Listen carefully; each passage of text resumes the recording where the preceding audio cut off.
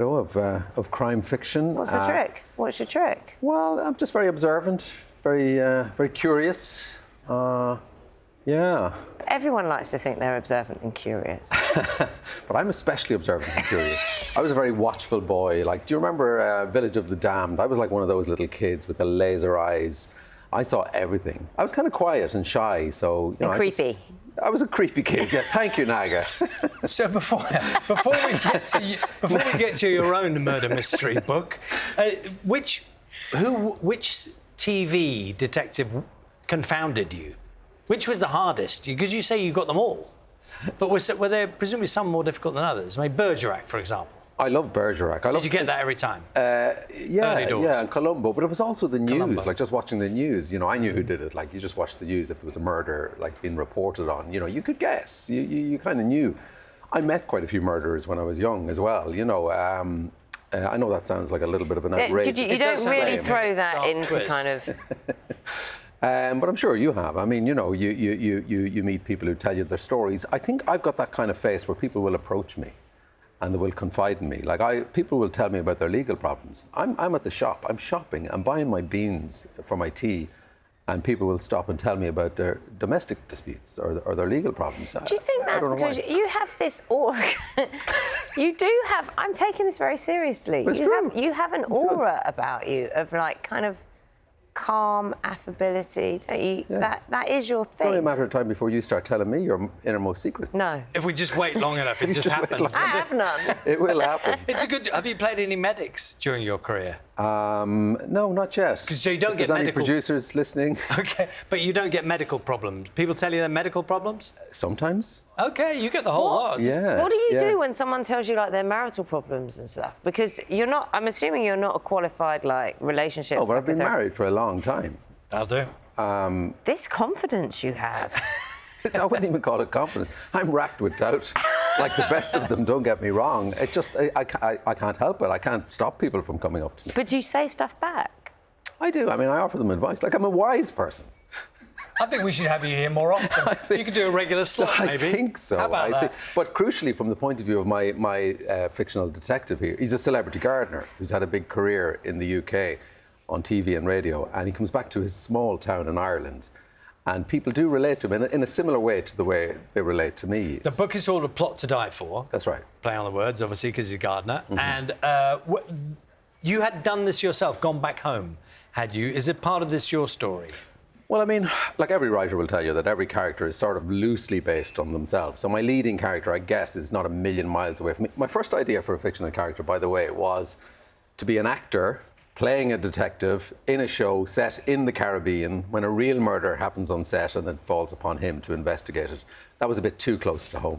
So I created a few degrees of separation, and I have a TV gardener. I think one of the reasons I picked a TV gardener was because he comes back to a small town and he gets involved in something called the Tidy Towns competition, which is massive in Ireland. Tiny bit like Britain in Bloom, but it's more than that. It's about binding a community together. So it's everything. It's restoring old buildings, it's planting, it's litter collection, it's inclusion, it's participation, all the school kids.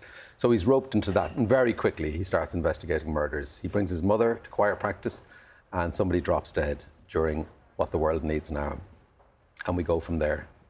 The characters, it's that smaller town mentality where everyone knows you, knows kind of your past. When you go home, or if ever you go back to where you might have been at uni or at school or wherever, and people know the you before the fame, is that... I mean, it's a double-edged sword. Like, people will come up to you, people are curious about you. Some people are very impressed. Some people are very unimpressed, and they go out of their way to show you just exactly how unimpressed they are. They're absolutely not impressed with you at all. So don't be coming here with your big ideas type thing. Exactly, yeah. Notions, we call them in Ireland. You know, you can't have notions. That's very important. So, yeah, I mean, there are certainly aspects of my character. Like, his humour is very much mine. His cynicism, maybe, is very much mine. His empathy, all the good stuff is all obviously comes from me. But all his contrary qualities, I have nothing to do with me. Are you also now a gardening expert, on top of everything else? I am not so good at gardening. I'm very good at Googling. So, I mean, you know, there's a lot of gardening in there. I love the outdoors. I love nature. I love Hope you wildlife. fact-check your garden stuff, because people are beyond that like a flash. I had a sensitivity read by an established gardener. Good. But this guy uses his horticultural skills to find clues. The relationship he has with his mother is something that is surprising. When you, it's a lovely thread that runs through, even though it's a, you know, whodunit type thing. Yeah, I thought that was a really nice. I thought that was the thread that will keep people who maybe don't like that fiction, the crime fiction, but would enjoy that. Well, I mean, that's it. Like, it's a funny murder mystery. It is a genre novel. It's got a lot of heart in it, though, I think, and romance. Like, I've changed as a person. My previous two novels were general fiction. They were very dark and twisted. This is a gentle murder mystery, but it has real-world themes, and one of them is a celebration of mother-son relationships. Like, I was in a situation where my mother had a bad fall, and I spent a lot of time with her and got to know her very well as a person. And I thought that would make a good combination for an amateur detective. And then her carer gets involved, happiness. She's so funny. She's very funny. She's a wonderful character, very moralising. She doesn't like the character of Finn O'Leary, the celebrity gardener. And then there's this woman who's the leading light in the local tidy towns effort as well. So between the four of them, they crack the cases. Are you falling under Ardal's spell now of thinking you're just going to tell him stuff?